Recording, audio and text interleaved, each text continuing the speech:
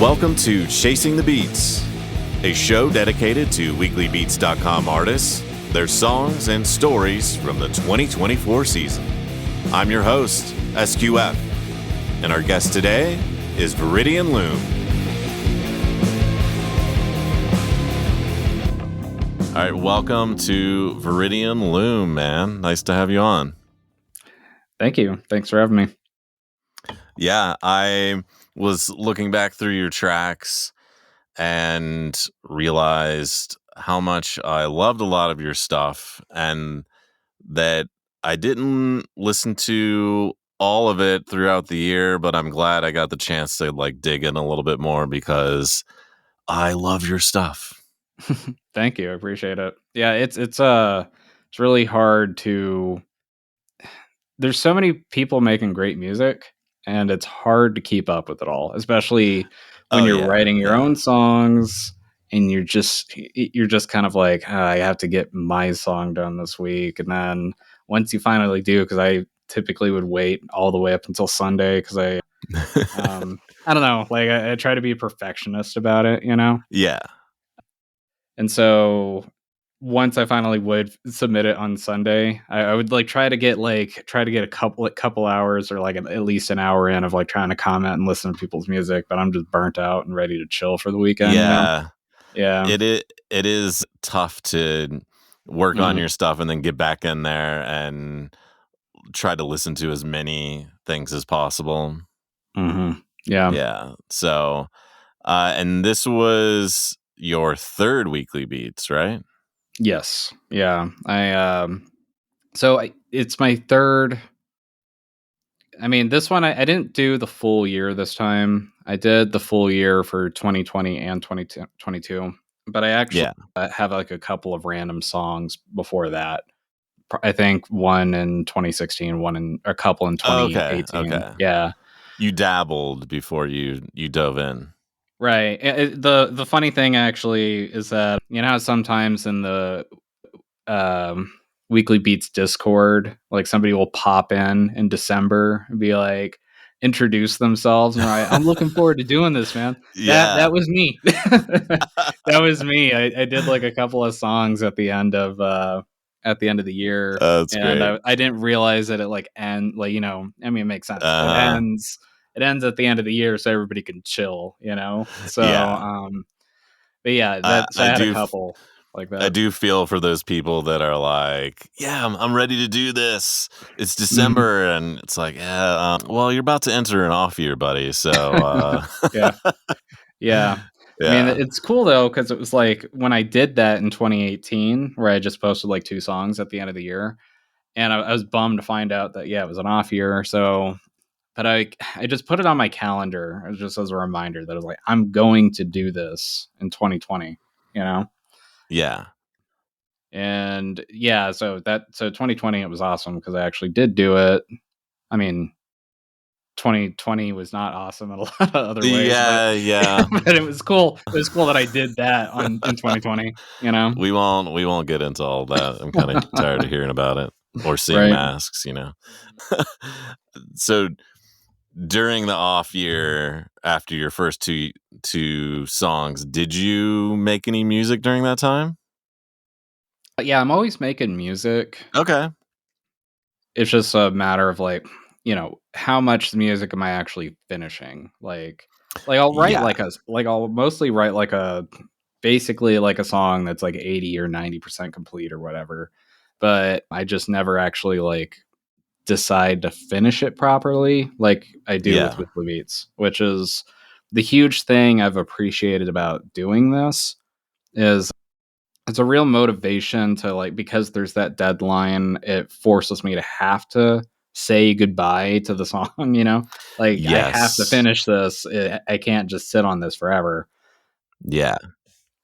So, and it sucks because when I'm on these off years, because I did it in 2020, then I have 2021 and 2023 and now, but I'm still not finishing very many songs when I'm not doing this. It's so wild. I've been reflecting on this recently of just why can I not make music right now? it, something about that deadline, even though there's no one that is like, hey, dude, you didn't finish your song this week.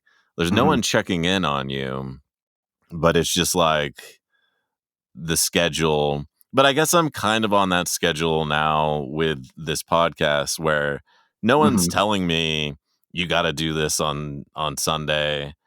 And I've punted a week with like that community garden thing and then like missed a week because I was sick.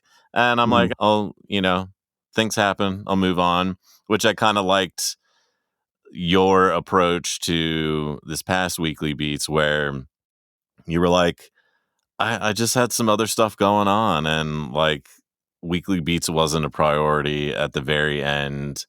And I think Mhm. that's like a good mentality to have where like, yeah, I can miss, like, I don't have to have a perfect streak. I can pop in, pop out as long as you're getting what you want out of it. Yeah, 100%. It was honestly hard for me to get to that point because the whole thing Yeah. where it's like I wanna maintain a streak. Oh, for I sure. And it's also the thing where it's like I just mentioned where I'm currently not really finishing very many songs. I mean, thankfully I have finished some songs this year. Like I've been trying to actually do that. But when I'm uh I don't know, like I guess because it's like I know when I'm doing weekly beats, I am getting stuff done. And Yeah. so it's harder to wanna quit it even if it's, like, feeling like it's affecting my life negatively at the time. Not that it's Weekly Beats' fault, it's my fault, but just the whole thing where I'm pushing myself too hard and Yeah. not taking that break when I should. 'Cause, yeah, it was 3rd year in the row. I mean, it's crazy to me that, like, Break did this for, like, 5 years straight or Oh, something. yeah. I can't Yeah. remember how many years, but he would have his off years and he would still just keep it going. Like that's crazy. I mean, And cool for him, but yeah, 1-0 just said he finished his 600th week in a row. wow, that's insane. Like, Yeah, I props mean, props to insanely 1-0. cool. Yeah, insanely cool. Insanely cool. Yeah, yeah. We don't think you're deranged. Like, it's Right. insanely cool. Yeah. So, what was your? You've been making music, obviously, well before Weekly Beats. What is your musical background? I know you play guitar and sounds like piano. Yeah, well, so the piano, I mostly just dabble. If it comes off sounding like I'm good at piano, that's cool. but Yeah, it does. It does. but it's yeah, I don't have the I don't really have the hand independence thing, or rather, I can't like play chords with one hand and then play like a melody. Yeah, I can me do either. both. I can kind of like string a melody together with both hands. That makes sense to me, but just trying to like do like completely different things, I can't do with piano. But yeah, as far as guitar, I've been playing guitar since I was 18. I'm 35 currently. So Nice. the yeah, I guess like the very very beginning when I'm like 14, I was just like learning Metallica songs. So that's where like a lot of the metal Heck stuff yeah. kind of originates from. And it wasn't until I was like 18 ish that somebody showed me the band Opeth, which was a huge influence Yeah. for me. And it's yeah, some people have like commented on like I come up with like interesting or weird chord progressions or whatever. Mhm. And a lot of that is just because like with Opeth, you learn like certain guitar shape or shapes on the guitar to play. Yeah. And you don't really because they don't know music theory. Opeth, they've commented like the guy that writes all the music. He's like, I don't know any music theory at all. I don't know what I'm doing. And it's basically you just learn a bunch of shapes and you string the shapes together in interesting ways because they have like like chords have different colors and feelings or Yeah. whatever. And it's just like you just kind of explore and try and do weird things on the guitar. And you kind of like just end up with kind of chord progressions that don't they just don't follow the rules because you're not thinking like a jazz musician where you're thinking like Yeah. 5, 4, 2, 1, You're not whatever. starting with a formula, you're going Yeah. by sound purely. Yeah. So yeah, that's Opeth is a huge part of like that form, like the formative years of kind of like discovering me like writing music, Yeah. because I would just kind of try to copy what they do. And that's honestly just an approach I take with like everything that I try to do. I just try to copy things. Yeah, I mean, It's kind yeah. that's how you learn guitar stuff. I started playing guitar, I think around 14 or 15 as well. Cool. And I was a huge Satriani, Steve Vai fan because like it was one of like the first real concerts I went to, Mhm. and I was just like had just started playing guitar, and I was just like mind blown. But I think that sent me down like the super technical guitar trajectory, and I think I talked about this recently where I was sort of like synthesizers gross, like like it's not like you're playing a guitar, like this is real, like playing a guitar with really technical is real. I've obviously changed my opinion on that, but you learn by playing Metallica and copying and Mhm. you know learning how they put songs together and stuff like that. So I think that's why I gravitate a lot towards your music, because it is very much inspired by a lot of the guitar stuff that I was into and like just grew up with, Deftones and Korn and Dream Yeah. Theater and like all this guitar based kind of stuff. Yeah, absolutely. Yeah. It's yeah, just it's a definitely a huge part of like just the approach I take to everything. Yeah. Anytime I want to learn a new style, like or it's more like when I get inspired by something, I've heard something that is really cool. Like Yeah. so the other instrument I play a lot of is bass. That's like my second primary instrument that I love playing. If I could actually, if I was like in bands, I'd rather be playing the bass than guitar. Oh, okay. I just find it more, or at least if I'm playing other people's music, because it's Yeah. more fun to just kind of like hold things down, not be kind of showboaty with the things that I like to do interesting stuff with the bass, but it's you're mostly just holding things together, and Yeah. you try to find those tasteful moments to True. add like little bass fills that kind of like pop out or do something interesting Yeah. with the music. But like in 2022, I discovered a musician called McBass. I think that's how his name. I don't know how his name is properly pronounced. That's the way it looks to me. It's McBaise. I would go with that. And yeah, and it's a French guy. And Ked Break told me that the guy's name means McFuck. Actually, I think Great. that's what it was, or something like that. Because when I mentioned what it was spelled like, he laughed because I yeah. But yeah, the but this guy, he play his songs have such amazing, like, I mean the songs are amazing in general. There's a lot of like cool stuff going on. It's like psychedelic music, but the bass lines are just so good. And I would just like I sat down, I was like watching his videos. And he had a song where he does slap bass. Like he was learning to slap bass actually, and he posted a video. And I liked the thing that he came up with so much that I just like sat there and watched his thing where he was learning slap bass just to learn what he was doing. That's cool. Yeah. So yeah, all kinds of cool stuff like that. But so yeah, and kind of back to that first question with like the background and stuff. So my username ViridianLoom is actually the name of my first band, like out of high school. All right. Yeah, that's where that comes from actually. And it was we were playing like progressive metal stuff, kind of same stuff that I typically do now, except it was a little bit more jazz oriented. So, and actually, everybody that was in that band is did weekly beats this last year too. Oh, no way. Do you Uh-huh. want to give a shout out to all their weekly beats names? Yeah. So we have Soro Gaihente, um, and Lucayu and Beef Pounder. Those are the three guys that are in the Nice. band, which were guitar, drums, and bass, respectively. Okay, so Yeah. this makes sense now because one of the songs we're going to listen to is I think it's your first one from the year where you had like a Tucson meetup with some Weekly Beats people.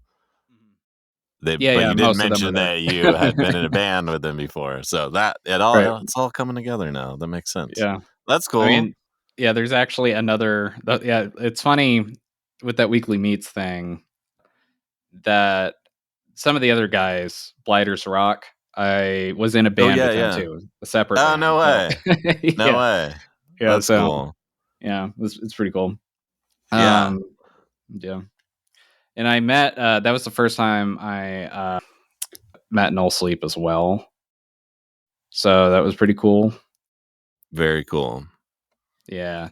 It was like it's funny because he didn't know he showed up. He didn't know any of us, but we basically all kind of knew each other in some form already, or at least I kind of knew everybody else. But it was, I mean, yeah, it was just really cool. It's funny. So he was showing us the M8, right? Because none of us are chiptune guy. I mean, well, I like chiptune, and I try to make like fake bit, right? Yeah. Which is a no in some circles.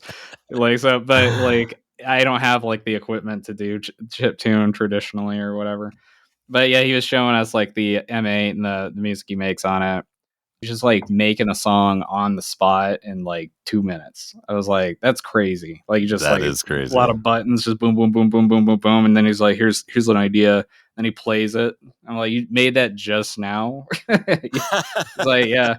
That's crazy, dude. Yeah, like it'd be fun. I've been interested in wanting to learn more about the MA as far as like actually trying to make something with it. Oh, you are talking to the right Yeah, guy. yeah. Well, So, I was just chatting with Judgment Act this week because mhm, M8s went up for sale for like pre-sale and they hadn't sold out yet. And so he was like, I realized that like I'm kind of talking to a drug dealer right now of like, you're not going to talk me out of buying an M8. I was mhm. like, no, man, no, I think you should buy one. He eventually was like, I checked my bank account and I don't think I need to buy one right now. I was Yeah. like, that's fair. That's fair. Mhm, So, but yeah, I recommend it, especially coming from, like a guitar background. I don't know. There's just something fun about the portability of it and being like, once you get good at it, it's so fast to just mhm. like move around versus like you can move way faster than you can a mouse on a DAW to get anywhere. So, yeah, I mean, I won't wax so poetic about it for the entire episode, but Mhm. yeah, you should get one. Yeah, I got the whole headless setup thing Yeah. because I was trying to plug it into my Steam Deck and get it running that way. Oh, That way I right, could have right. the portability that way.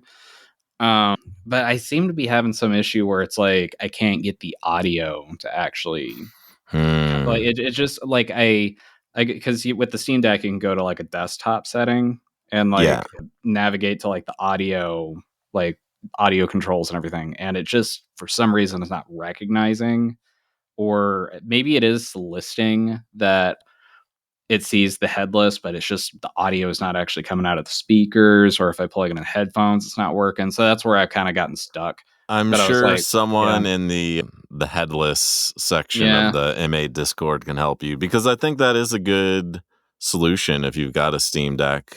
Like, hmm, might as well because that yeah, I think the downside to the headless is like you can learn everything, but it's not going to be as fast as like a handheld controller. Like hmm, you can learn the structure and understand like how to build things, but like the speed and portability are key hmm, to it. right, hmm, So what other instruments like do you have synths or like what hmm. is your music production catalog look like? So as far as the other instruments that I got, I have a micro Korg. That's the first synth that I got. Cool. And then I got a DeepMind 12, which I Ooh, used yeah. on a few songs this year. Those are the only hardware synths that I have. I did buy a Micro Freak at one point, and I used it for a couple of songs, but I ended up sending it back, and it's just because I had this like. It's not that the device itself wasn't cool. I guess I just had some like buyer's remorse because I couldn't like seem to justify having spent the money on it at the time. I Yeah, guess. yeah, I get that. Yeah, it's I mean, I've only kind of recently have I don't know, like I guess when it came to synthesizers, I guess where I got confused because um I'm not as deeply into that world as everybody else, right? Yeah, But it's kind of like one of the things I'll hear is that you can make most of like and like if there's a certain kind of sound that you like, you can approximate it and get pretty close on any synthesizer, right? it's true. What It's true. right, and so that's where it's like that's kind of why I sent the Micro Freak back because even though it was like cool and fun, I was like I can kind of create similar sounds I think on other instruments, right? Maybe I just need to like work harder with like the two synthesizers I already have. Yeah. Um but where I've now come to realize is that it's like with something like the Micro Freak, it's not that you can make any sound like it's not just about making the same kind of sounds on other synthesizers, but it's like the approach, I think, to how you make those sounds on the Micro Freak is different. And so you approach it differently and you kind of will come out of it with like different I don't It'll know how take you to to different yeah. places. Yeah, just say yeah, And exactly. Just mhm, I've messed around with one a little bit. I don't own one, but I think you can kinda get really weird with it. In like, mhm, you can recreate a lot of the other sounds, but I think you can go some weird places with it. mhm. I had a DeepMind 12, but I ended up getting rid of it this year, and I think maybe it was one of those where it was the first hardware synth I got, and I think it was maybe just a little too much for me. Like, I don't I probably should have spent a little bit more time with it to try to get some stuff out of it. Yeah, it's, I really like, the way that I found it was that I just walked into a Guitar Center, and I was messing around with, like, the synthesizer section, and that was the one of the synthesizers I saw that had, like, basically all the knobs and sliders on it, where you could Yeah, kinda yeah, control everything from just looking at it, and you're like, "I wanna mess with the ADSR." There's a section for that, boom, boom, boom, you know? yeah. I want to turn off the oscillator. Boom. It's just like there's a button for everything. You don't have to like dig into the settings. Like with the micro Korg, you have to use these like two big knobs to like flip between like Mhm. grids of things. And it's like depending on where the knob's placed, the five knobs on the top change their parameters to something different. So you kind of have to like follow this like little grid with your finger to look where's the part for like Yeah, changing the volume on this LFO or something like that, right? yeah, And I don't like that aspect of the microKORG. So that's what I liked about the DeepMind is that you can just kind of reach and mess with things on the fly. And it helped me to understand synthesizers better that way. yeah, So, but I mean, the microKORG's cool because it's like compact and you can do so much with it. So, I mean, I don't know. yeah, They both have their like benefits. And the microKORG is always sitting on my desk. So I could always turn that on and mess with it like right away, you know? yeah. Immediacy is key Yeah. for synths. Like, you don't wanna have to, like, set up a bunch of shit to get going. Right. Yeah. So, What about, like, guitar tone?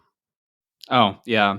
So everything that I do is digital with the guitar. So I just plug the guitar into the interface, and then I'm using the main one that I'm using all the time is called Bias Effects 2, which is an amp simulator. It has a bunch of its own like effects pedals and stuff in it as well. That's cool.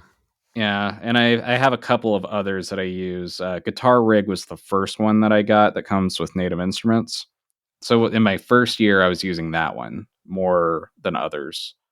And then I got Amplitube at some point as well, because that one, well, I typically wait till these things go on sale, right? But so Amplitube Yeah. was on sale, so I was like, I might as well get that while it's like half off or whatever it was at the time. And Amplitube has they use like the actual like brands for like the amp sim models. So they have like Marshalls and Orange and stuff like that. Whereas Bias, they'll change the name of something. They'll call it like the citrus amp or something, you know? Yeah. And that's to clue you in, that's the orange amp. But sometimes like because I don't know what I've never been like super into gear, so I don't like research like what all the different amplifiers different bands use Yeah, or you're like, whatever. what is this citrus thing?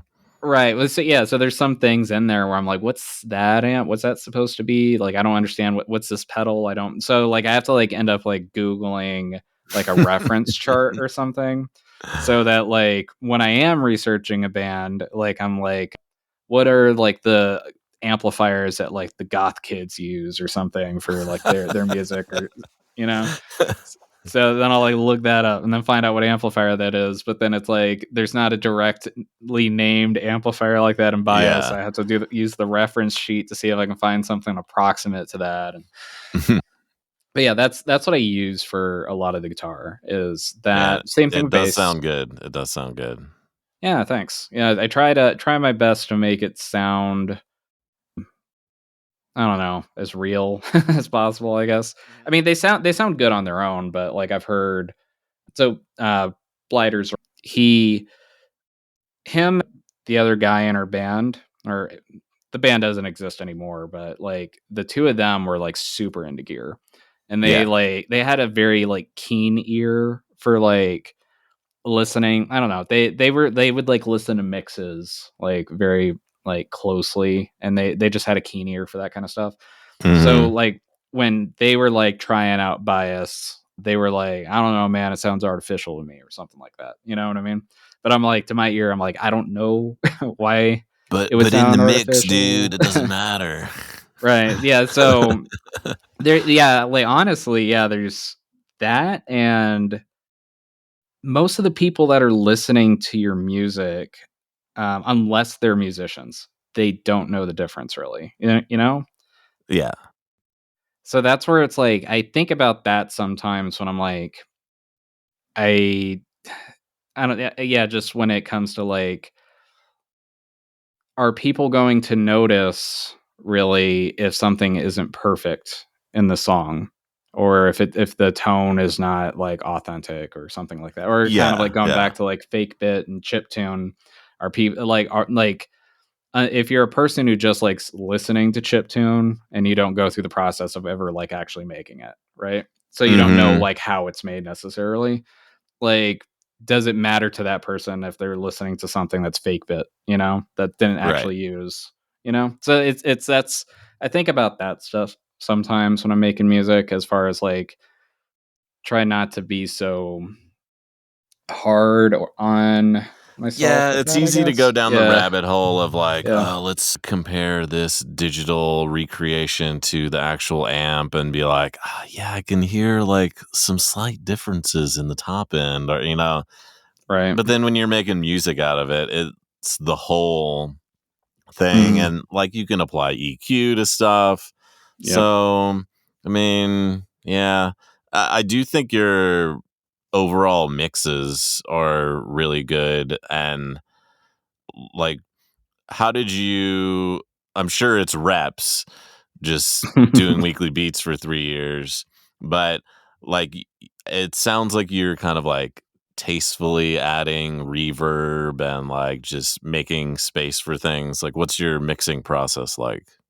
Yeah, I mean, I wouldn't say the reverb is tasteful, but thank you. 'Cause the, There was some like Instagram thing I saw a little while ago of like a guy laughing because he's all like, "Oh yeah, the band just wants to put like more reverb on it," you know. And I'm like, I'm just trying to make it dreamy, man. You know, like, I'm just trying. Yeah. Like, yeah, I put a lot of reverb on my track sometimes, and I'm actually trying to reel it back a bit because I'm like, it does kind of drown stuff out in a Yeah. not dreamy way if you don't like. Right, So now I'm right. actually starting to EQ the reverb. I wasn't really doing that before. So Ooh, yeah, alright. yeah. Yeah, so I'm like trying to cut out that low end so that like it's not like covering up bass and Right. stuff. Yeah, so it doesn't get muddy.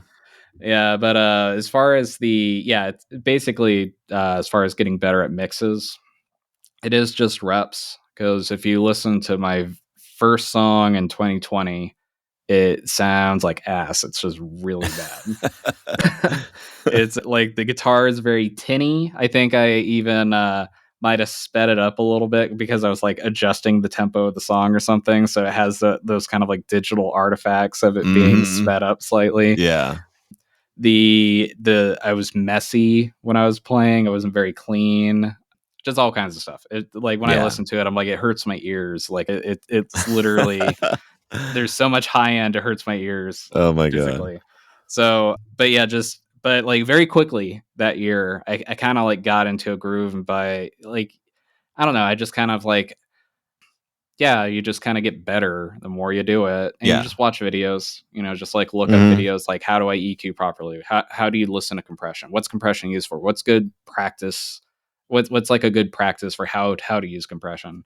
Yeah. And I still don't know 100% if I'm doing everything right most of the time because, like, my approach to compression is just to put compression on everything, everywhere, all the time. So, I've been yeah, digging more into yeah, compression, and it is definitely one of those things that, like, the first time I listened to, like, a compressor comparison video, I was like, "This is I hear bullshit." nothing. Like, what are these people hearing? Right. But Yeah. now I'm like, "Oh, okay, like, I can hear it. I understand, like, how it's working in a mix, like, okay, I get it now." It's Hmm. not quite as much like voodoo as I thought it was. Right. So, but do I know how to tastefully use it? That might take, all of next year to figure out. Hmm. Right.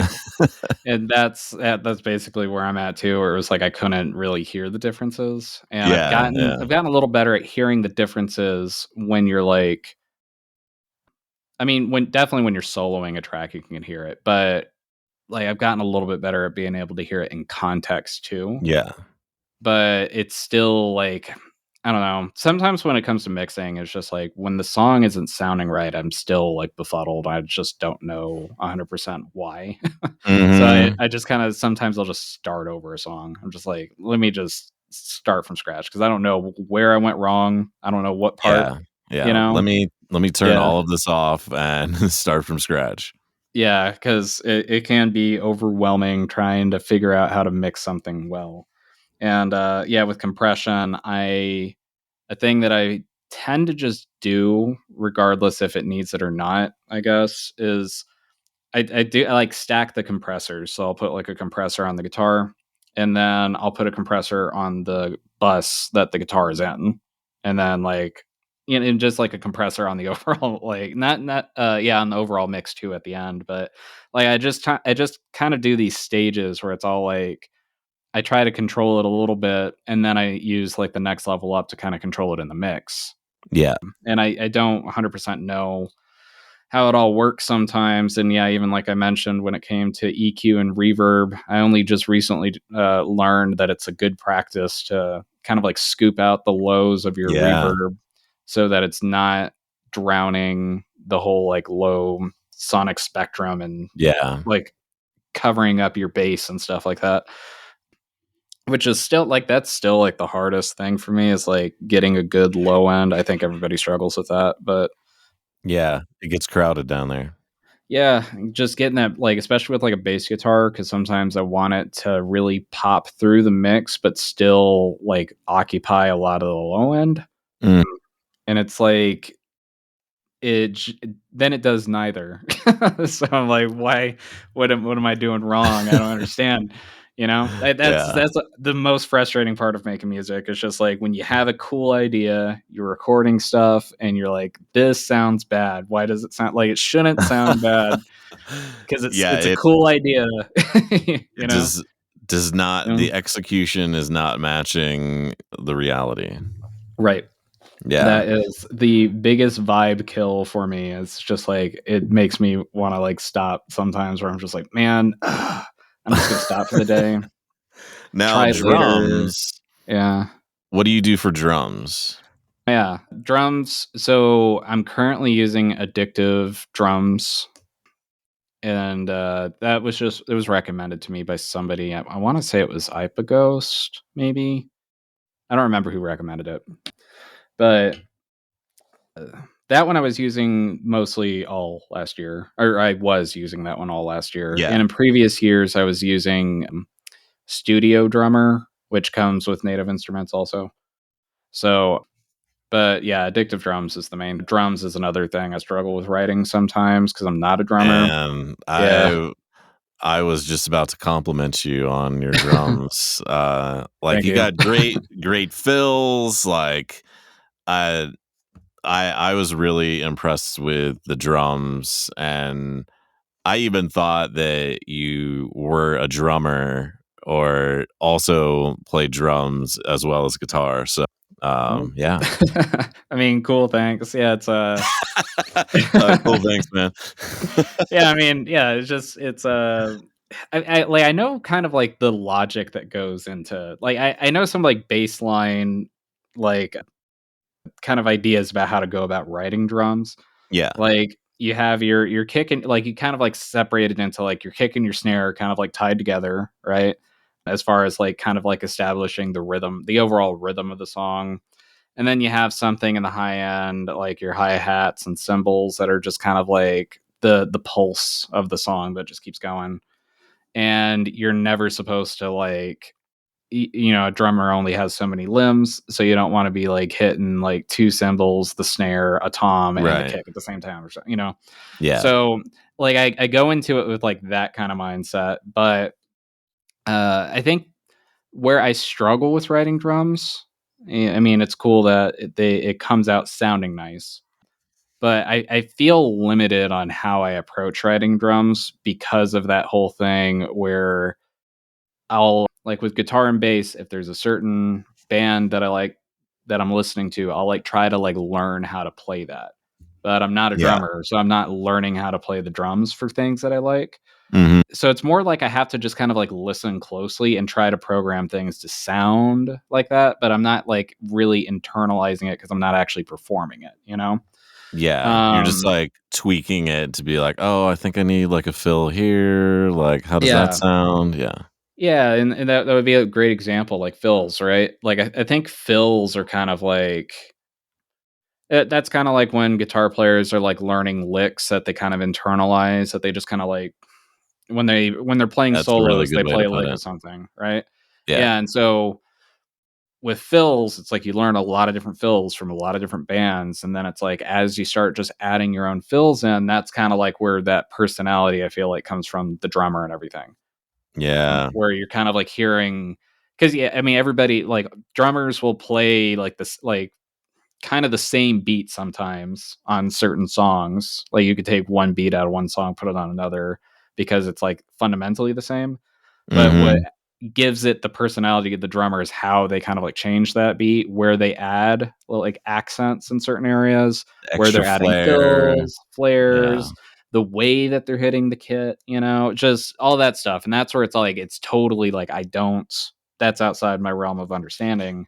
And I'd Yeah. like to learn drums so that I can grow in that way because I Yeah. feel limited where I'm at when it comes to drums at the moment. Yeah. I think it Yeah. was Kedbrake that said that he took some, like, drum lessons to, like, learn a little bit more. Yeah, that's cool. Yeah. Well, should we start listening to some music? Yeah, I sure. feel like I still have some more weekly beats related questions to ask you, but I think I'm going to switch the order up and do my songs first. Okay. Because the first one that I'm picking is the first one from 2024. And after we listen to it, I kind of want to talk about your like the description that you left on that song, talking about like your intentions for the year and things you wanted to get better at, and dive a little bit more into like the weekly beats process and some of the things that you like set out to accomplish. Yeah, cool. All right, let's do it. This is Quiet Mind, the first song from Weekly Beats 2024. Here we go.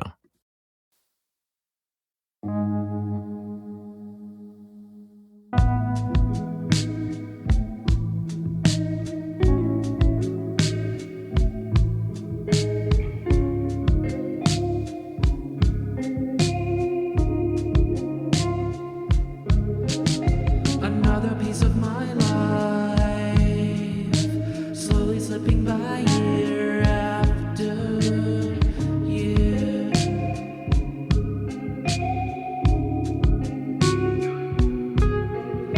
Another trick of the light. In spite of all the threads I've tried to untangle.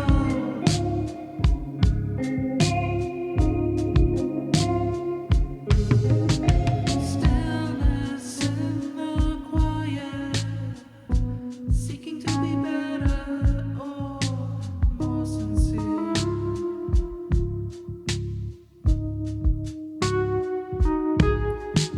Afraid of what will come next, but trying to take it all in stride without regrets.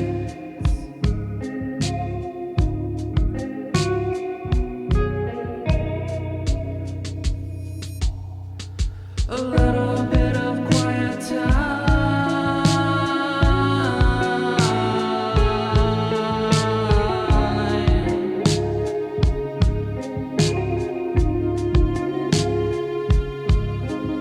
to find a song inside my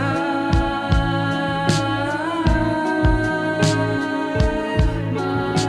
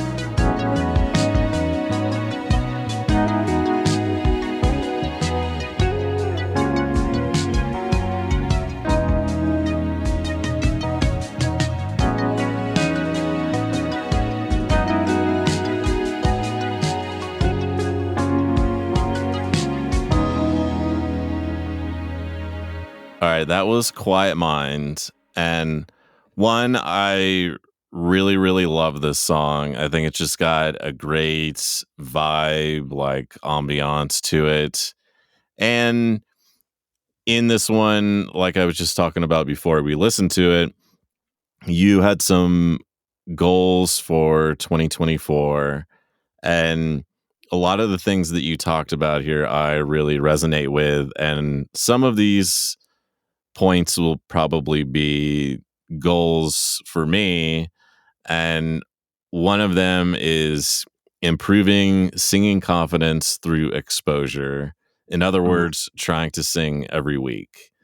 Yeah. Uh, and in here, you said that I'm afraid to sing, and boy, do I really resonate with that. So, how did your singing goals go for you in 2024?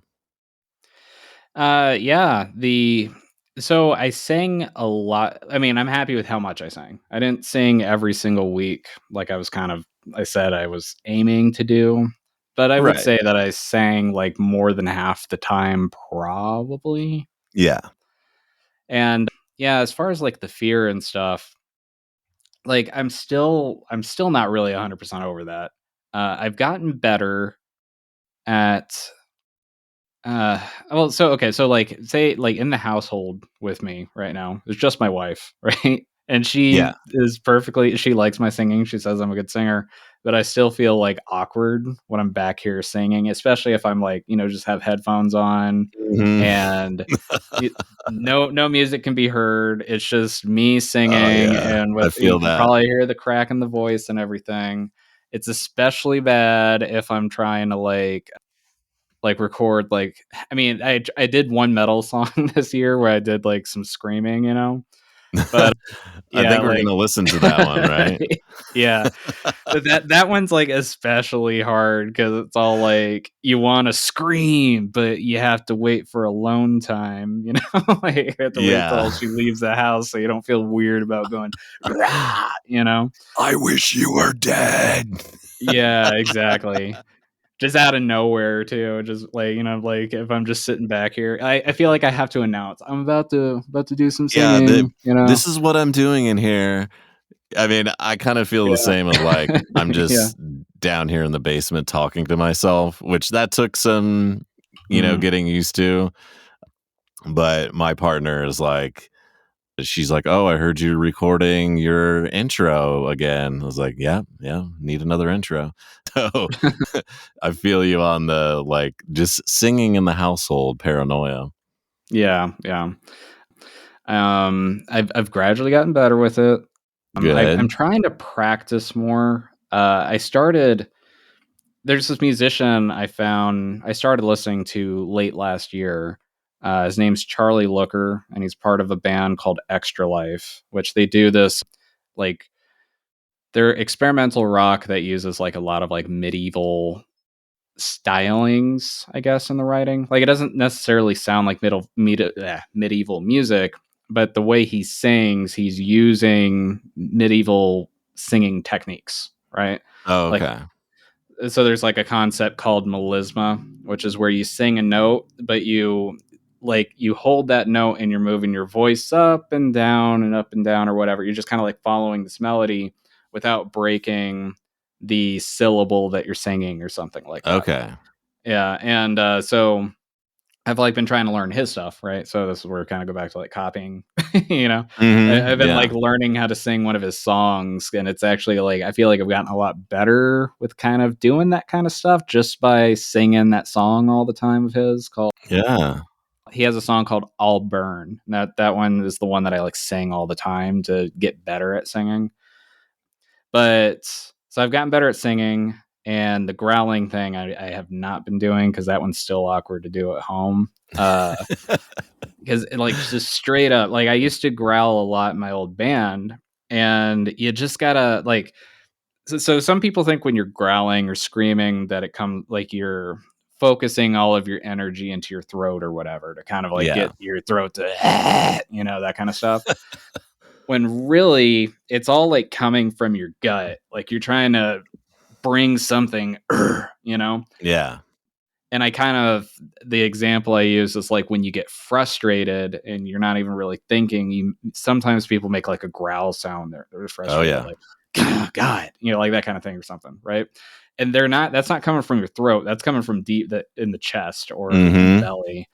So like to get better at screaming, you have to project a lot. You have to really get in there and just focus on that area and project it loudly if you want it to sound good.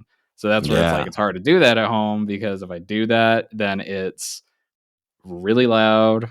The dog gets scared. He starts barking. You know, he just rah, rah, rah, rah, because he hears me like screaming all of a sudden Oh back my here. He's like, god. "What's going on?" You know. So yeah, I mean, thankfully, my wife was going for like morning. She was taking our dog out to the park in the morning, so I was like kind of able to get some practice in like that. But it's too hot now. We live in Tucson. It's like 115 degrees outside, so Yeah, no screaming this time of year. no screaming during the summer. No.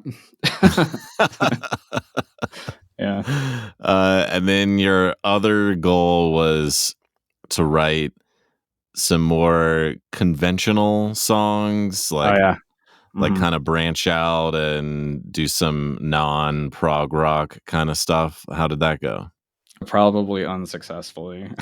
Like I mean, I definitely think I try to make it accessible, but it still is always like prog. I just can't get away from it, and I'm not even like trying to write an on time signature. Sometimes it's just the whole thing where I'm fiddling on guitar, and I like to come up with interesting rhythms, and you can come up with really interesting rhythms in 4/4, but I will often stumble into something else accidentally. Just because I like held a note out slightly longer because it felt good or something.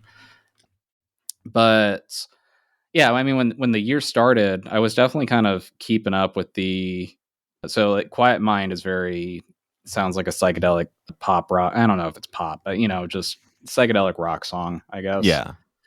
And then like the song after that, actually no, like immediately, it's funny. The song immediately after that, now that I think about it, was a song called Departure, where I played some wacky shit that is not in any particular key signature, and I'm just singing all over the place. So yeah, it was like immediately right out of the gate. Like the second week, I failed already, I and got to then mix stuff up. yeah, and then the third week, I went back to kind of doing kind of like a grunge rock kind of thing a little bit. So that was kind of more accessible. So it just kind of like flips back and forth. Yeah. I definitely try to make stuff. I don't know. I guess I like making things accessible in the sense that I want people to be able to enjoy me. So sometimes when you're like way too out of left field, it can be confusing for people. Sometimes they like it. Sometimes it's like they don't have any like frame of reference to grab onto with what the hell it Mhm. is that they're listening to. So it's like I try to find a balance where it's like I like to write accessible songs, but I also like to try to get experimental and write something that is just like interesting to like one for them, one for me kind of mentality, I guess. Yeah. You know? Yeah. So so I don't know how well I did last year. I think I mean people were into the stuff I was posting. So I guess it's a win in the sense of like I feel like it was somewhat accessible. Even the Yeah, prog stuff. I kind of feel that same sort of like experimental, like how far out can I go? Will I will I stray too far from the things that I've been making because like people seem to be digging the other stuff that I'm making? Not that I'm necessarily making it for other people, but like it's nice when other people like your stuff. So it's Right. kind of hard to be like, let me just do something wacky because like, will I really like it? Mhm.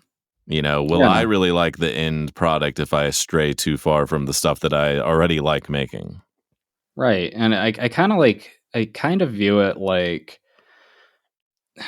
so when you're making music for yourself, I mean, in general, I think most people are making music for themselves, right? But Yeah.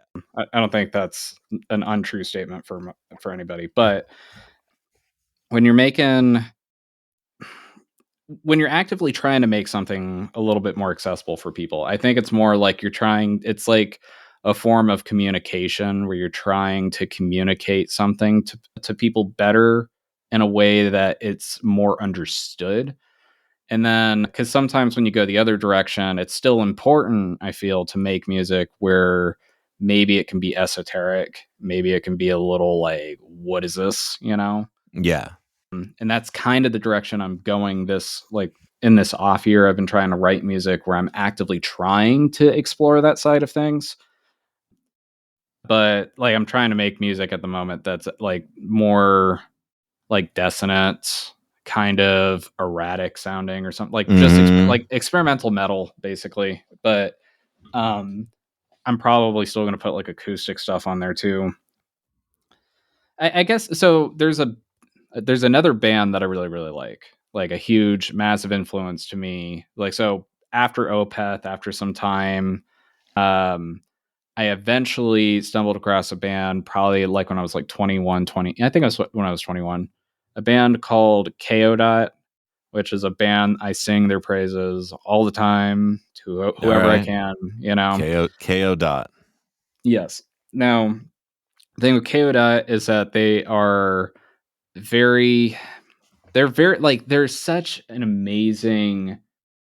they're an amazing band. The guy that leads the band, Toby Driver, I personally just think he's a genius, just like everything that he does is just like, this dude is thinking like so far ahead of things. But because he's thinking so far ahead, it's all like he's doing something most of the time that people are just like, what the hell is this? And we haven't reached that point yet to understand him, kind of thing. Yeah, like he's talked about it before where he said that like one of his biggest problems that he faces as a musician or with his band is that he'll put out a record and 5 years later people will be into it.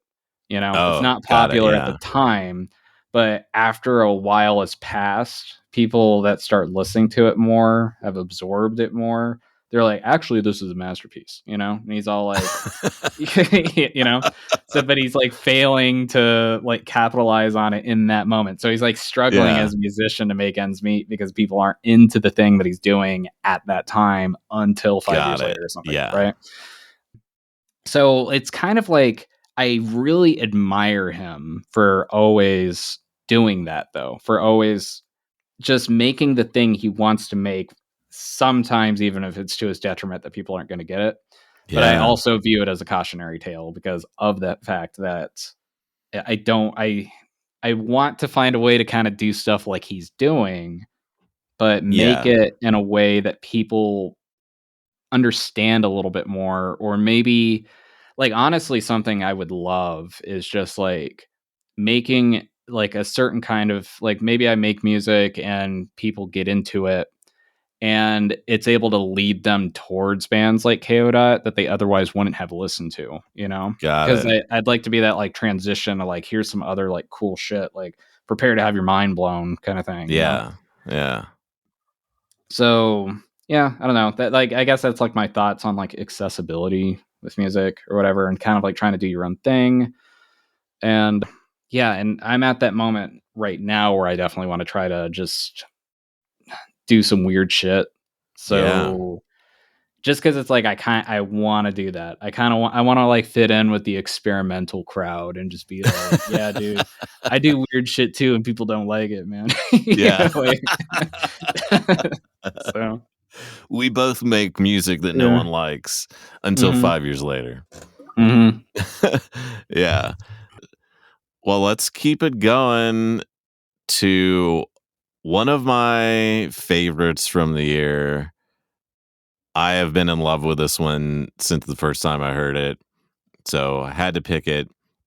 This is Burning Rivers of Asphodel. Did I say that correctly? I think it's Asphodel. Asphodel? Burning Rivers of Asphodel. Yeah. All right, here we go.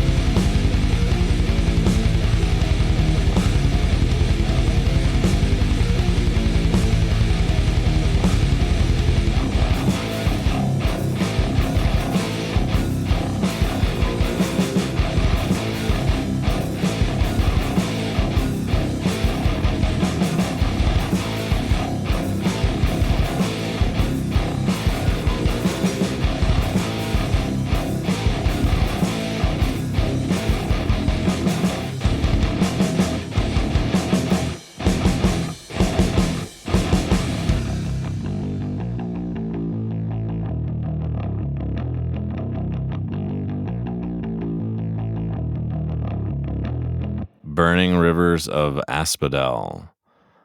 Man, I love this one, and that's exactly what I wrote the first time I heard it.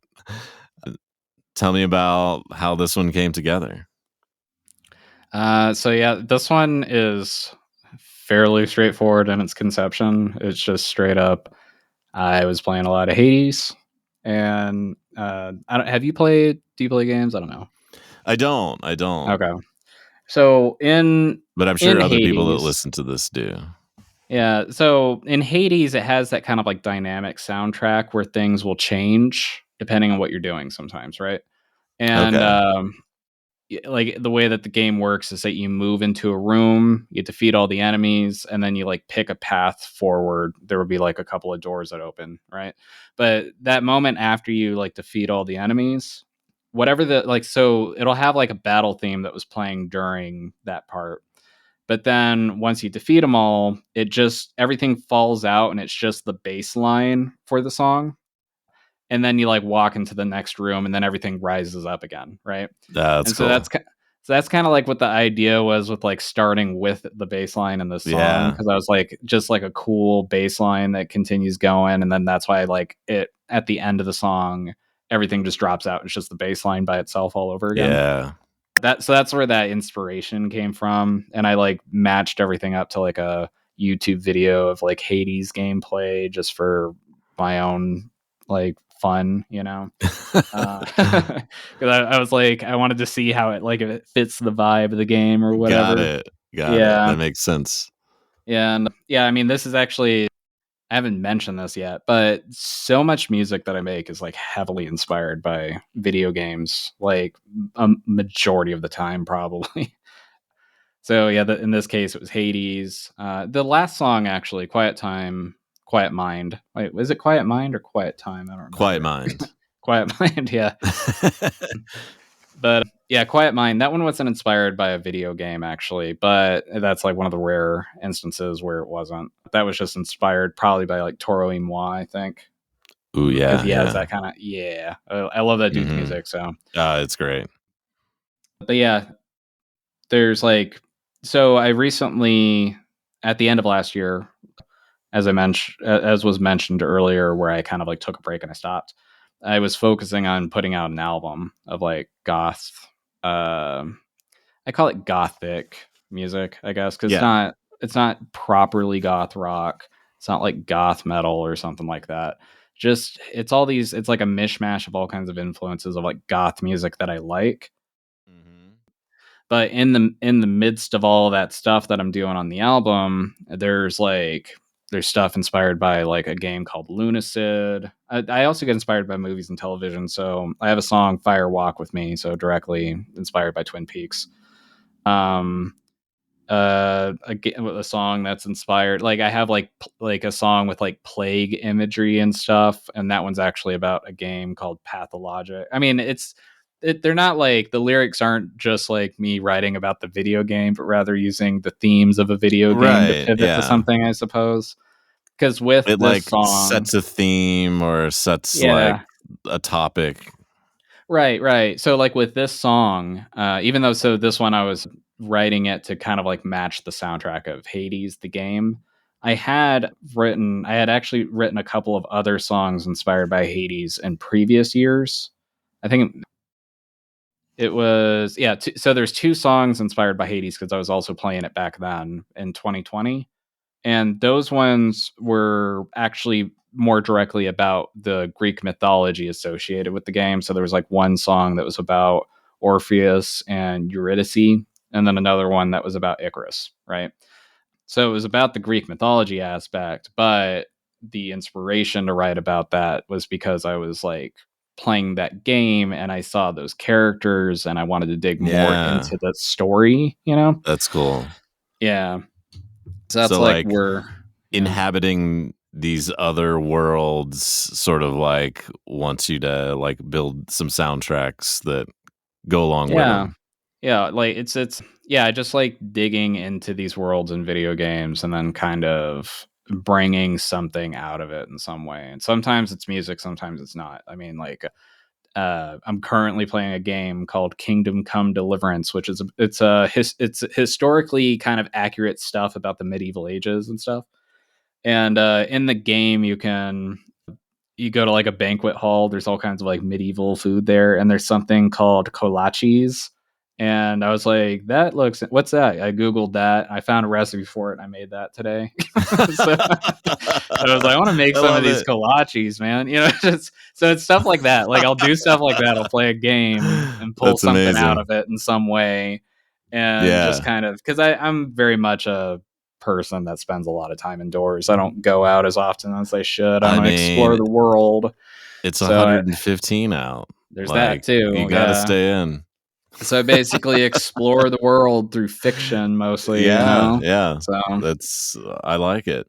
I mean, it's been so long since I've played video games mhm, that I don't even know where to start at this point. mhm. Like, I just am not in that world. I'm sure I would love it. I'd probably make some kolaches as well. Uh, Mhm. but yeah, just maybe I'll get some game tips from you. Yeah.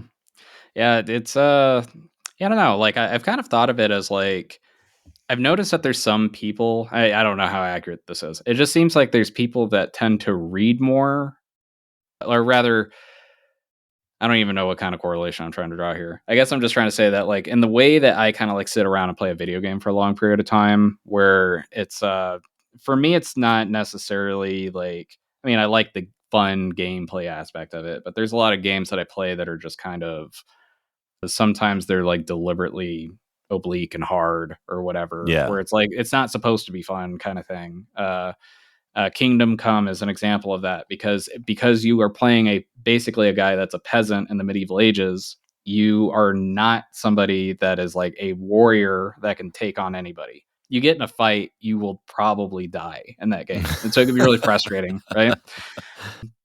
But it's like the vibe, like the vibe of living during that time, kind of yeah, experiencing that stuff, seeing how people lived, um, and just kind of like talking to people how they talked. It's made me appreciate history more, because yeah. it's just like it's crazy that there's people in like the 1500s talking about. I mean, shit, even further back, like when you think of like Aristotle, right?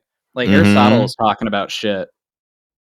I don't know how far back that was, but just things that people like. He's probably talking to about things that some people just can't even like really fully comprehend or understand, Right. because it's Yeah, just it's like that insane. level of intellect. You would think, yeah, it's just like with the way that humans have evolved. You would think that we're more linguistic or whatever. We think higher than people did back then. But no, it's just like No.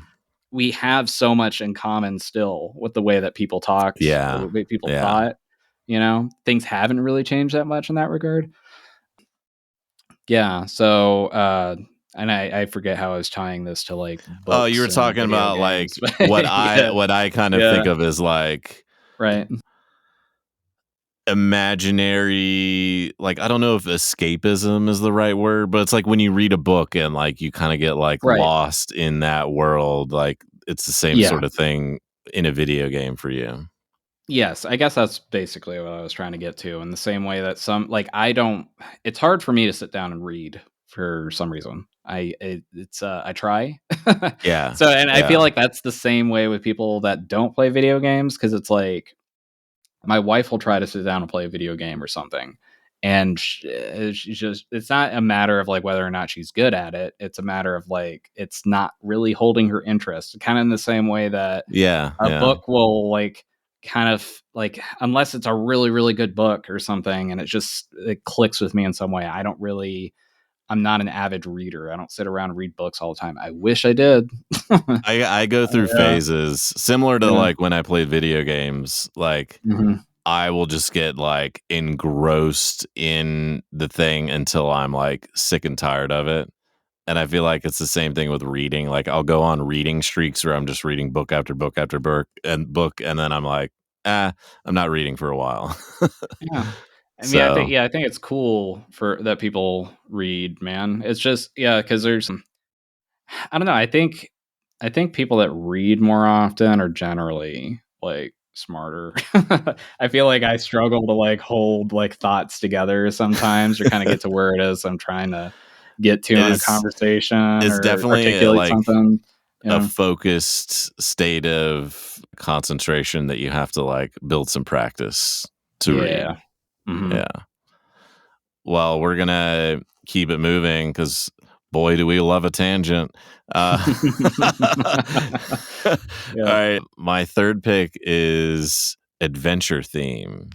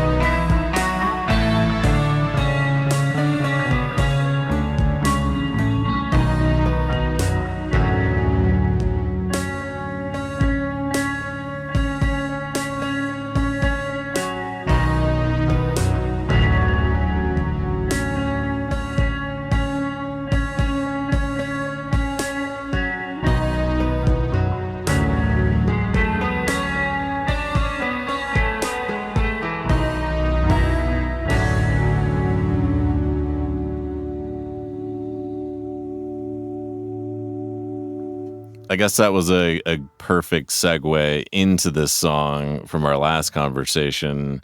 This sort of feels like a video game world, and I wanted to pick it because one, it's not a prog rock song. Not Mhm. that I don't love the prog rock songs, but your goal for the year was to kind of like branch out and do some different things. And I think this one really kind of showcases the like your ability to make really interesting chord progressions and like throw you through for some loops, but at the same time it sounds like familiar, calming, and very like video game exploration kind of. Yeah. Yeah, I think with this one it was like it's one of those songs where it's like I focus heavily on the overarching melody, and then I'm just kind of so I with this one's actually a song I wrote or kind of started writing a long time ago, probably back in like 2015 or something. Maybe later. I actually don't fully remember, but I wrote it on the bass. So that's where it's like I was able to come up with like some kind of interesting like chords on it because I was still kind of like applying the guitar knowledge to the bass, like fretting shapes on the bass. But I was like, it's more of a focus. I was focused more on like trying to get the overarching melody and just kind of like plucking a chord that kind of like colors that section in a Mm-hmm. way, and just placing those chords kind of probably at like the beginning of the measure each time or something. So it's always like falling on the one or something. Yeah. Yeah.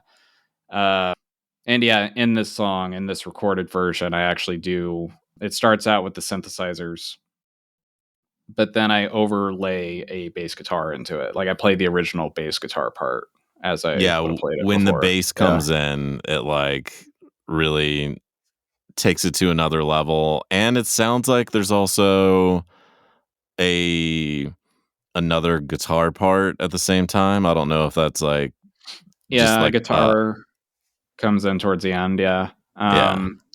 I think if there's something I didn't like about this song after the fact, it's that it's like it's a cool melody idea and everything, but it doesn't. And it evolves in a way that I don't really like doing it like that often anymore. Where it's like I just kind of add another instrument and another one, Mm-hmm, like it's mm-hmm. kind of like I want it to evolve in different ways. Yeah. So I felt like I was stagnating a little by the time I was like writing this track, because this is like towards the end of the year, I think, or at least towards the end of the time when I decided to dip out, probably, right? Yeah, I don't this is know. week 32.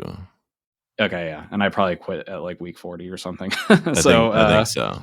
yeah, You didn't quit. You were doing other things. right. Well, I mean, if I quit, I'm fine with that choice for having quit, because I was like, yeah, I think I needed it, Yeah, yeah. Mhm. I mean, I see what you're saying though, of like when you're just building on top of the same idea, but Mhm. not taking it to any like drastic places, or there's no bridge, but I mean, I also think there's times for songs to be that way, that Right. like it doesn't have to be some grandiose like multiple movement song. Like I think it's cool to have a song every now and then that's just like chill, kind of, you know, the idea is familiar throughout the entire thing, which kind of lets you focus on those new things that get added. Mhm. Yeah, it's yeah, like you said, not every song needs to be that way, for sure. Sometimes, like, just when I'm writing, I tend to overthink things, and it's like I want to make it Oh yeah, more yeah. complicated or something like that.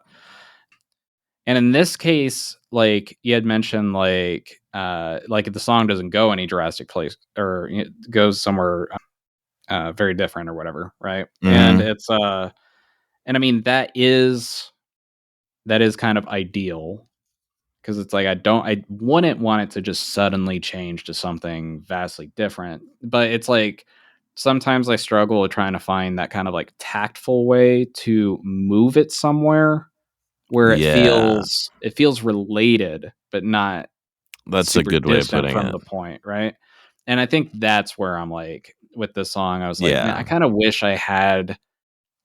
If I mean, I attribute it to just kind of being burnt out, I suppose, and but if I if I had a better mindset at the time when writing it, maybe I would have figured out how to add something. Because that's a big yeah, thing. Like sometimes just adding something new, but then it's like your brain is like, it's different from the other thing. I don't know if it fits. So you're like you're afraid to add it to the song. You're afraid it's going to change the vision of the song or something in a different right. way. But sometimes you got to let it do that. Just let it evolve Or at least and try go it. along for the Yeah, ride. Something, yeah. yeah. I mean, I kind of feel the same way about that community garden song that I posted, where I'm Mhm. like, I it needs to go somewhere related, but Mhm. I'm having trouble finding where that Right. is. And it's the Yeah. same sort of thing where it's like, well, these are just like the same chords throughout. Like I can't just leave it like that. So I Mhm. 100% agree. Yeah, and yeah, I don't know. I don't know yet what the right answer is for how to go about doing that, other or like how to break out of that, other Yeah. than to possibly just try something. Just Yeah, write yeah. something and add it in there. Even if your whole being is like, I don't know if it fits, man. Just put it in Yeah. there and close the project and listen to it tomorrow and see how it sounds or whatever. True. Yeah. And it's just interesting how we do these like mind tricks where if I did something like that, well, I'm preventing myself from doing something like that because it feels like it could be so catastrophic, but we're literally just making music to listen to. There's like Yeah. no real danger. There's no like, it should be a place where we're like, yeah, why don't I just try whatever? And why isn't it like that? Mhm. Yeah, absolutely. It's Something so David Lynch is somebody that I really admire too. And I heard him describe in a video, like as far as how his creative process works sometimes. And I related to it a lot. And I had actually kind of thought the same way. And it's funny that he actually almost used the exact same metaphor. But he talks about like sometimes when you're creating something, the way that he depicts it is that it's like there's somebody in a dark room, you can't see them, and they're like throwing puzzle pieces at you, right? And sometimes those puzzle pieces, you can put together the picture of the puzzle with what's given to you. Sometimes it's a piece of a puzzle for something else, right? Yeah. And like yeah, that kind of like metaphor or whatever is something I really relate to, because it does feel like sometimes when I'm writing music, I'm not like this idea of like trying something out, sometimes just throwing it in there, see what happens. It goes against the the part of my being who wants to write music that feels very thoroughly composed, like I thought the whole thing through the whole time kind of thing. Yeah. And I wasn't taking chances. But sometimes it's just like a lot of the time, I feel like I'm just taking chances on music. I'm just like, here's an idea. I don't know where it's going. Let me just add something to this. That sounds fine. It sounds serviceable for this part or whatever.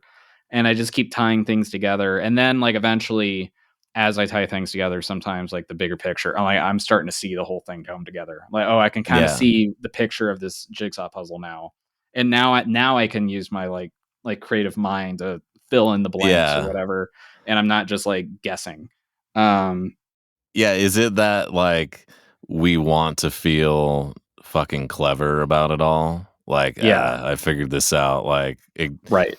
I I'm not just throwing shit at the wall. Like, I got it, Exactly. I'm better than that. Exactly. It's yeah, it's like I wanna compose like a 8-minute song or something that it sounds like it's like thoroughly like everything connected, everything was like I intentionally was leading up to this moment in the Yeah. last minute. But sometimes it's just like I'll come up with something that day, new riff. Hey, that sounds cool. Let me just throw that at the end of the song. And then it's like you listen to the whole song and you're like, dude, it's the perfect ending, you know? It just like Yeah. that's the way it goes sometimes. So It's so wild. mm. All right, we're gonna move on to your picks now. We're gonna start with Toxic Frame of Mind.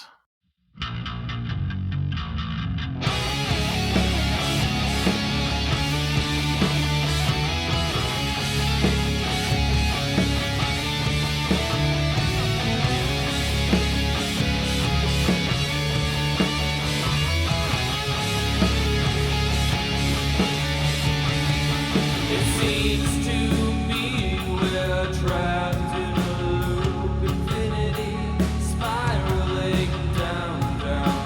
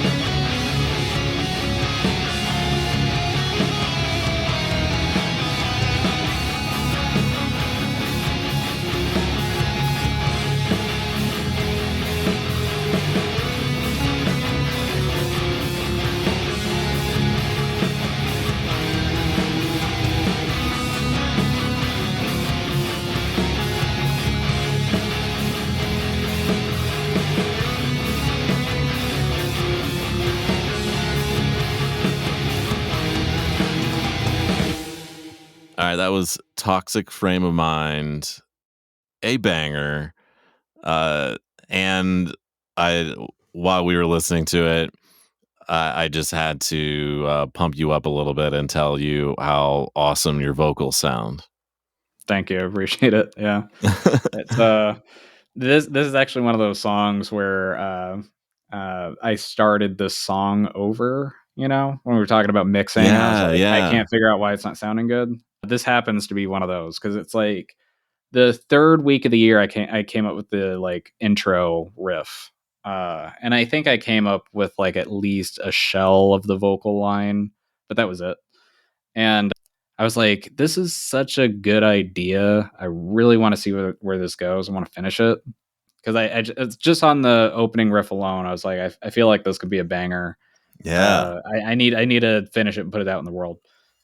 So I just like started a new project, just re-recorded everything, just kind of just start. And honestly, that works very well when you're stuck in a creative rut, is to start over and just start redoing everything. Because it's like, when you're re-recording guitars or whatever, and then you're redoing the vocal lines, it's like you're focused on like kind of like creating the song in that moment, and it kind of just gets the gears turning, so that like the ideas start coming better. They just start coming out. I want to read your approach, because I really, really like this approach. So you said, I did something I rarely do, and maybe I should do more often, which is start over. I just opened up a new project, dialed in new guitar tones that sounded good to me, and started rewriting the song from memory rather than referencing the project I'd been working on.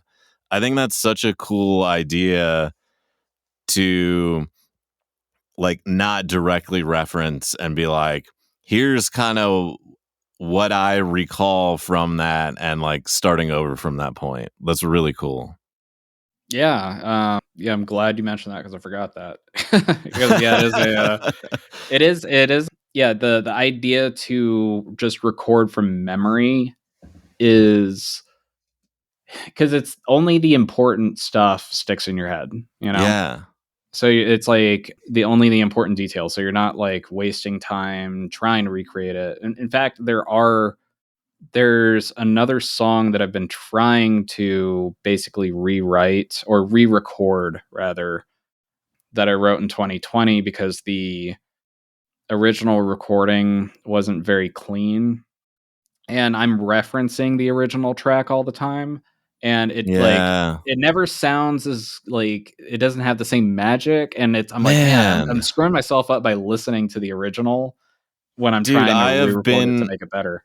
I have been there before, where I'm like, I wrote something on the Deluge, and then I was like, I'm gonna recreate this like on the M8, and it just never got better, and it never even did the original justice, and it's still just like mind blowing to me of like, what is it like? What is it that I don't like about the recreation that I still like the original, even though I don't like the original and I'm trying to improve on it? Is it just that I've heard that other version so many times? Right. It's Yeah, it's crazy how that works for sure. Because there's sometimes I even wonder because I haven't been releasing albums other than the one that I worked on last year, which was still just I wouldn't call it necessarily a collection of Weekly Beats songs, but they were all made during Weekly Beats. But they were all like with the goal of the goth thing in mind, right? Right. But there's so many other songs I've written on Weekly Beats that I like, but they come from a time where I was still learning, and there's still some charm to them, even if they're not perfect. Uh, Yeah. and yeah, it just feels like it feels wrong to try to re-record them. Like, because it's like I want to make them sound better with the new knowledge that I got, but then I'm like losing something that was kind of vital at the time. Like the song that I'm like referencing, it was a song called Inland Empire, and it had this very, I would describe like the mix feels cold. It just feels very dark and cold and kind of desolate or whatever. It's just in a way that's like a little sterile, maybe. But it works for the tone of the song. And when I try to re-record it, the new recording sounds like a little too warm, a little too airy. I'm like, I don't know if that feels right. So then I'm trying to like figure out how do I make it sound shitty but good, you know? Yeah. Yeah. So and I just can't figure it out. So I'm like, maybe I should just release the song as it is, even if it's like not if it's not up to like the standards I would hold myself to now, but just kind of like accept that Yeah. what it is, you know? Mm-hmm.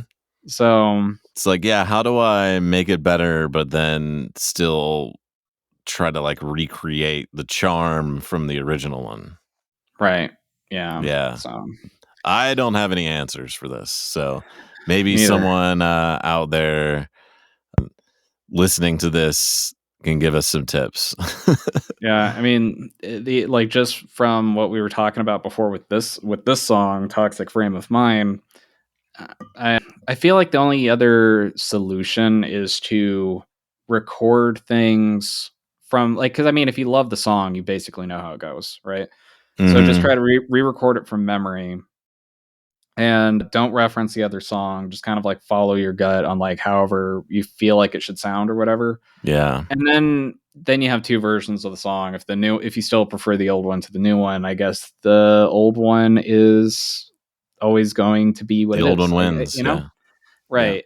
So I that's the only solution I can think of when it comes to Yeah. like that kind of thing. No, but So or have that's a somebody else mix really it.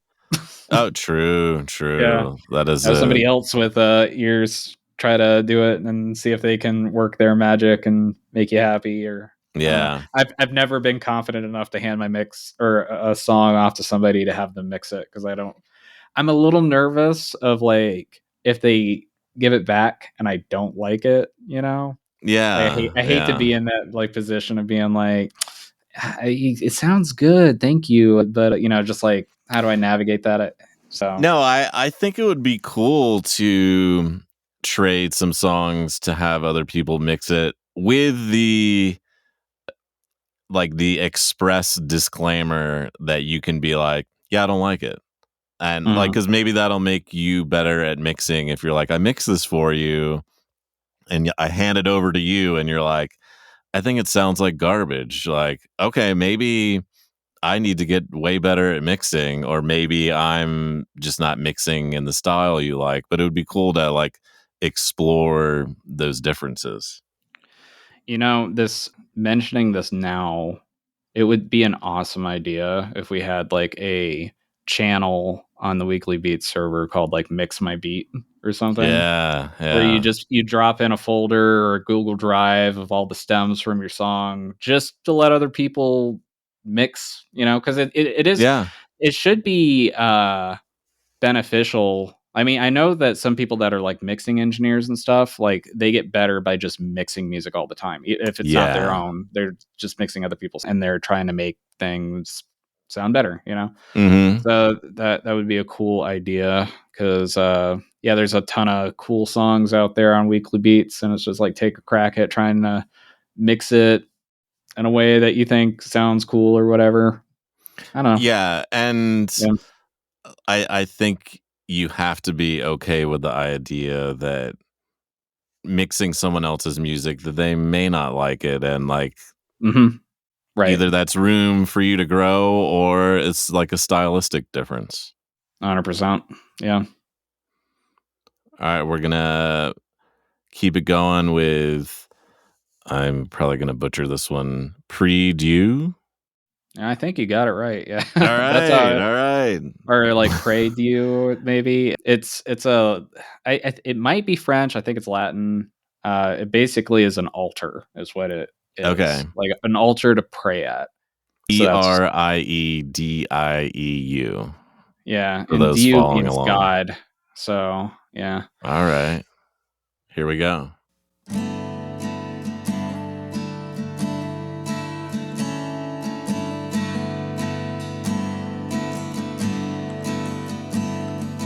Echoed steps for one who walks alone among twisting spires and thorns, unfurling, untamed, unknown. Sleep, a distant dream, elusive and fleeting.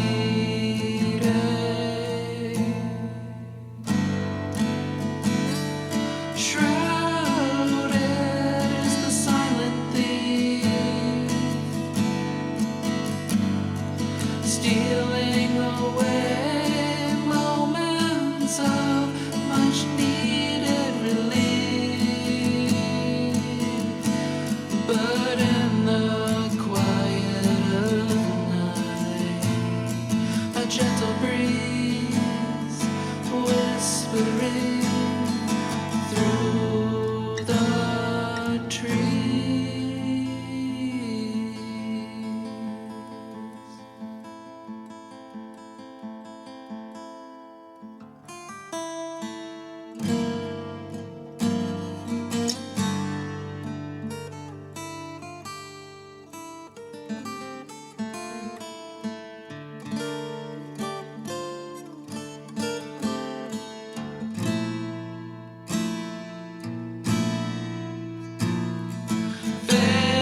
Facing a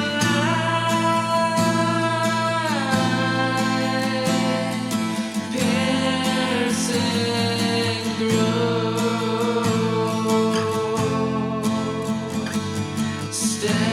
stained glass,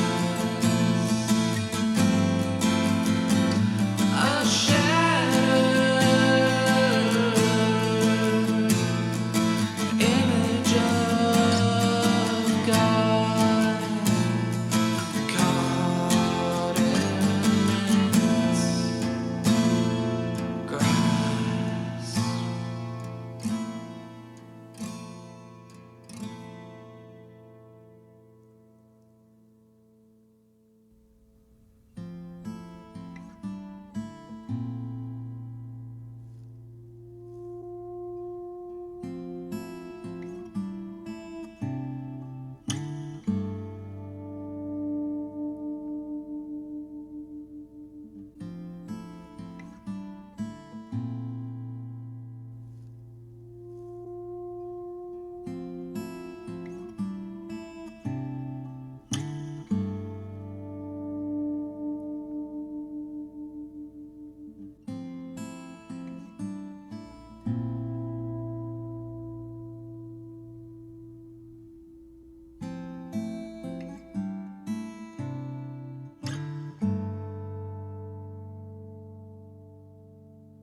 Again, another great vocal performance, great acoustic recording.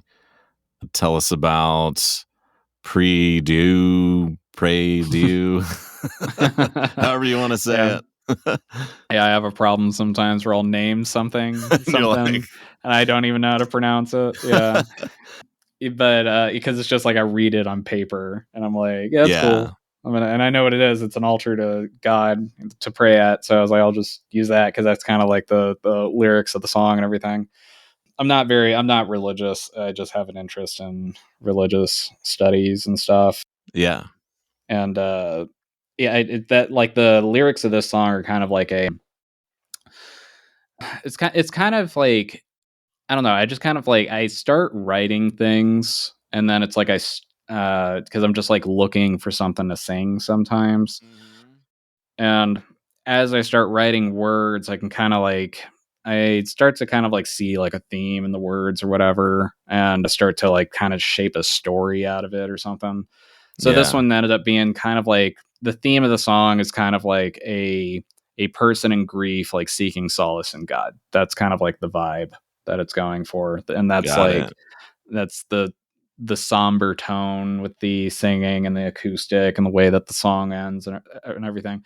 This is actually one of those songs where I didn't just do a lot of guesswork. I was actually trying to thoroughly compose this one. Like I was really happy with that interlude section right after I sing, and then there's like a little guitar part Mm-hmm. where I'm doing the kind of like fast finger picking stuff, and then it ties right back into the next verse. Like I was like workshopping that like so like all day just to try to get like the perfect like landing to that next Yeah. section, and then like nailing the tone of the end and just really trying to make it sound as like forlorn and kind of like somber as possible or whatever. For that reason, I'm super happy with this song. And it was also, it kind of went in line with that goal of like, I wanted to write more music. Like this is like a singer songwriter song, so just like a chord progression, me singing. There's a little bit of like technical flourish and stuff, some Yeah. unique ideas or whatever, but it's not like too far out there with like what it's doing. And it was like very much inspired by like, as far as like compositionally, like inspired by a lot of folk music I was listening to at the time. Like, I think I mentioned it's like English or Irish folk revival music I was listening to, and there's a artist on YouTube called Lady Moon who plays, she like, I found a video of her playing a mandolin, but it's an octave mandolin, so it's like a Yeah. bigger one, and it has a lower tone, and it sounds more, I mean, it's not necessarily medieval, but it just sounds like a historic instrument or whatever. It Mm-hmm. sounds like something a bard would be playing in a tavern, basically, right? And I was interested in trying to find a mandolin because I wanted to play folk instruments. And in the interim, until I could find an octave mandolin, I had tuned my guitar kind of to like an approximation of a mandolin tuning. Mm-hmm. You can't really do that on a guitar because I think mandolin strings are tuned a fifth apart. And as you start tuning, like when you have 6 strings and you're tuning a fifth apart, that means by the time you get to the top string, you're tuning something that was at an E like really high, and it has the risk Yeah. of breaking, right? Mm-hmm. So I basically just took the notes that are in the mandolin tuning and kind of came up with like a weird tuning that has all those notes in it, and it's like I would just try to fret, like, so that way when you just strum across, it's making the same chord as a Right. mandolin. Right. And then I would like write things around it, and I actually have a 2 of the strings are both tuned to A right next to each other, same octave, so it's like a unison note, which sounds very impractical, and it is very impractical, but it kind of like makes for these, like, you can like do like a slide with like by fretting both of the strings at the same time and sliding them, and because it like they're not exactly the same pitch or Yeah. whatever, it has this like unison like slide bend kind of thing where it has this kind of, it Mm-hmm. just has this nice shimmer quality to it, kind of like a 12-string guitar does. Yeah. Like a doubling. Yes, and so yeah, it was like, it was cool to write in that tuning, and I actually want to write more songs in that tuning, because I'd Yeah, like that's to, cool. yeah, just write more songs that I can like pair together on an album. I kind of want to do like an acoustic album, sort of. I don't want an album entirely of acoustic music because that can feel a little not exciting, I guess. So I'm like trying to find ways to Don't yeah, box yourself so far in. right, like, I don't know if anyone wants to listen to, like, 40 minutes of ballads, you know what I mean? So that's where it's all like, I want something to break up these, like, really nice ballads, but maybe still have it be acoustic guitars, but doing something a little bit more lively. I don't know. Yeah. I don't know yet. But yeah, I was particularly proud of this one with the way that it came out. Yeah, it sounds great, and I was looking through the comments and just noticing so many names that have been on the show already, which Mhm. is really cool that I've made enough of these now that like I can go to a comment section and it's like full of people that I've interviewed already. Yeah, it's And pretty cool. if anyone knows where Drumbender is out there, I would love to talk to him. Really cool stuff if you've never listened to Drumbender stuff. Yeah, I can, I stay in touch with him on Instagram. Okay. I'll ping him and see if he wants to come on the Sweet. show, because I would love to hear him talk about stuff. He does like cool stuff outside of Weekly Beats. Like he has like a nonprofit that where they like it's like a library of instruments. Like you come in and you Oh, like check wow. out an instrument. You can like leave an instrument and take an instrument. Like that's the kind of thing that he does. Oh, that's cool. Yeah, and I Man, was like, it'd be yeah. cool to hear more about that kind of stuff. So Yeah, if you can connect me, yeah. there's a lot of people that just aren't on Discord or don't pay attention to the Weekly Beats email system because it kind of looks like spam. So, yeah, very Yeah, cool. absolutely. Well, we are near the end of our time and we've got one more song to go. So, we're going to close it out with that one, but we can talk about it before we close it out. And the song is Echoes of Ego. Hmm. Yeah, this one is this was me trying to learn how to make that kind of like jungle drum and bass stuff that you would hear on like the Dreamcast or whatever, Yeah. PlayStation 1, that kind of stuff. And where that inspiration came from was that I was playing a game called Neon White, which has a soundtrack like that. It's such an insanely good soundtrack by Machine Girl. Do you know Machine Girl? And they're an electronic group that a lot of people seem to like. I don't actually.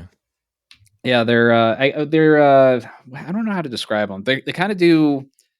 It's like hard, dude. I am so bad with the electronic genres, but Dude.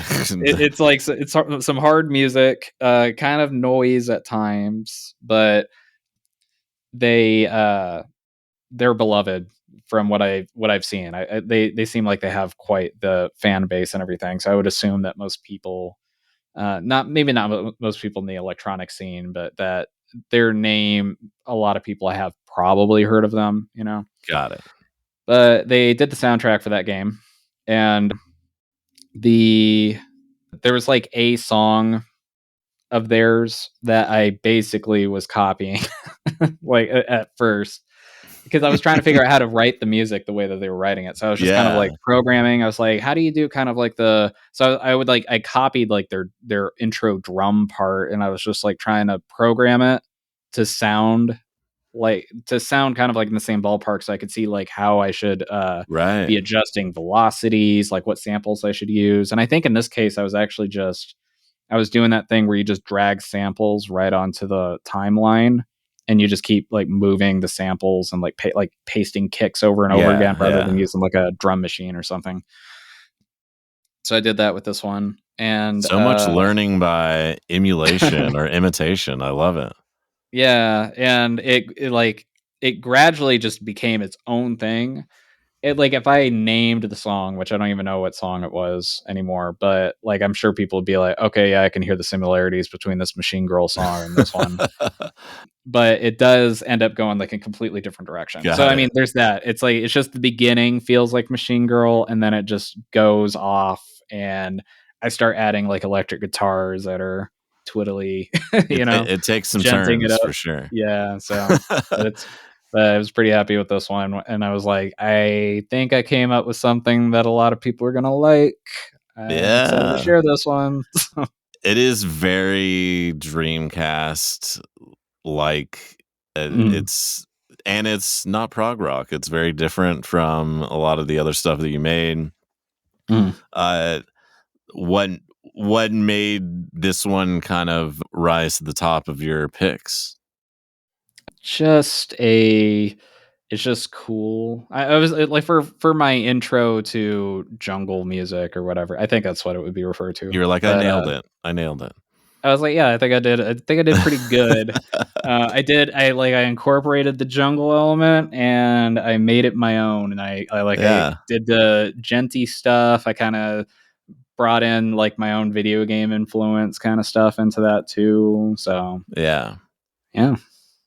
Cool. Well, for 2026, are you going to do weekly beats again? I probably will, but I don't know if I'm gonna. I think I'm gonna try to go that route of not trying to make a streak out of it. Yeah. So Yeah.